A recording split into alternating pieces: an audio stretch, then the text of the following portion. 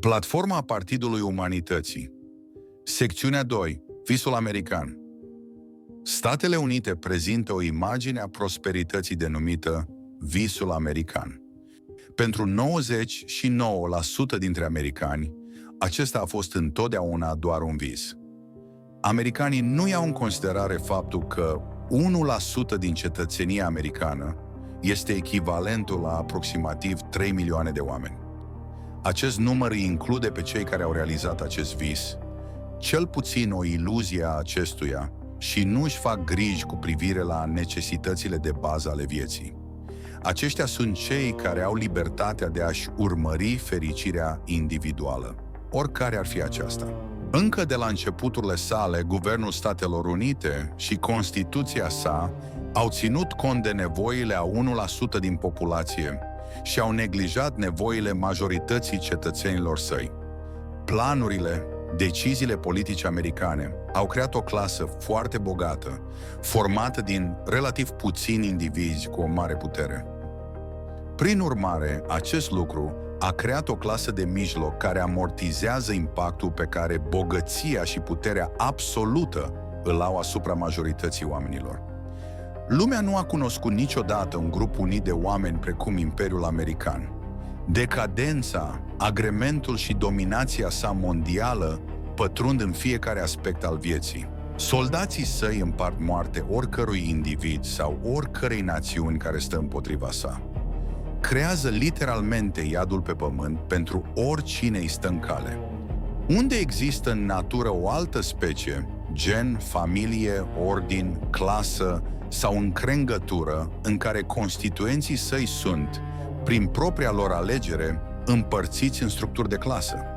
În afara speciei umane, unde există un alt grup de animale care distinge alți membri ca fiind de clasă inferioară, clasă de mijloc sau clasă superioară?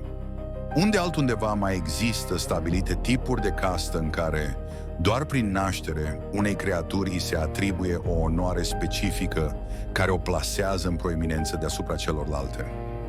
Majoritatea americană include clasa muncitoare care a suferit întotdeauna în sărăcie. Încadrându-se la marginea dintre bogăție și sărăcie și visând că poate realiza ceea ce au realizat avuții, clasa de mijloc oferă o barieră între bogați și săraci. Râvnind după cea dintâi, în timp ce se teme de o revenire la cea din urmă, clasa de mijloc validează acțiunile bogaților, justificând în același timp strigătele săracilor. Clasa de mijloc menține pacea.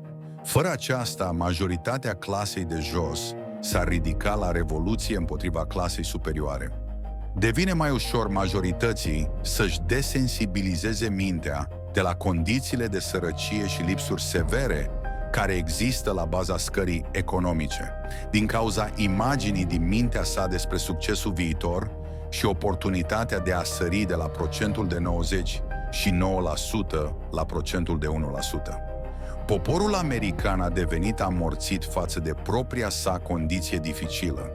Ignoranța sa îl înlănțuie de condiția sa actuală și permite justificarea și acceptarea faptului că unul are nevoie de ceilalți 90 și 9 de jos pentru a se menține sus la suprafața de plutire pe marea umanității și a-și trăi visul.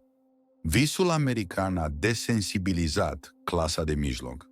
Speranța și realizarea exemplului de bogăție și prosperitate, pe care mai puțin de 1% dintre americani le ating vreodată, mențin clasa de mijloc în lanțuri de robie și ignoranță față de partidele democrat și republican care deservesc acel 1%. Pentru fiecare persoană care poate pretinde că a reușit să atingă standardele stabilite de visul american, alte 99 suferă de pe urma politicilor economice impuse politic, folosite pentru a atinge această prosperitate. Majoritatea nu are abilitatea să realizeze visul. Dorința majorității de a trăi îmbogățește deținătorul de sclavi, corporațiile, pentru care majoritatea este forțată să muncească, astfel încât bogații să-și poată trăi visul. Înlănțuite în mod ignorant, fără lacăt sau cheie, scrierile pe perete, adică semnele de avertizare clare, sau dovezile evidente că ceva este în neregulă au un efect redus asupra minții majorității americanilor, care se văd ca ființe umane individuale și egale, în loc de sclavi. Astfel, au fost convinși și înșelați. Însă și esența naturii lor umane înnăscute refuză posibilitatea că ei pot fi controlați. Sunt convinși că este posibil ca într-o zi și ei să dețină o afacere și să aibă pe alții care să lucreze pentru ei, uitând de starea lor imediată de sclavie, datorată iluziei libertății financiare și a bogăției indicate de visul american.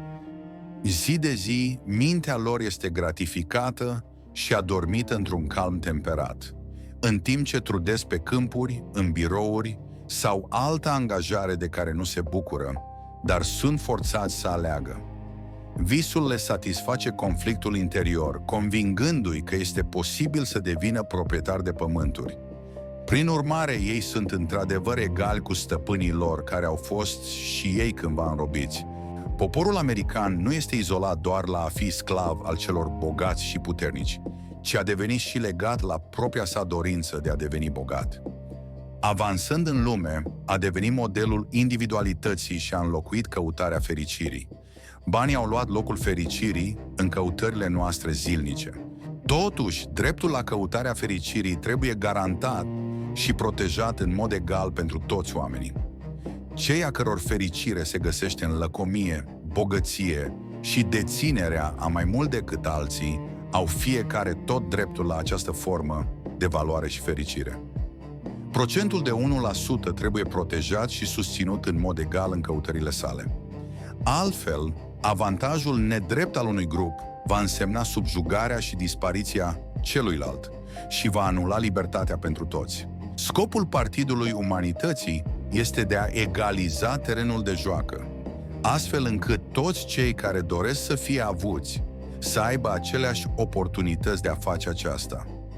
Acest lucru poate fi realizat doar dacă stresul vieții de zi cu zi este diminuat. Permițând acumularea de bogății în afacerea de a oferi altora necesitățile de bază ale vieții, Partidul Umanității ucide două păsări cu o singură piatră.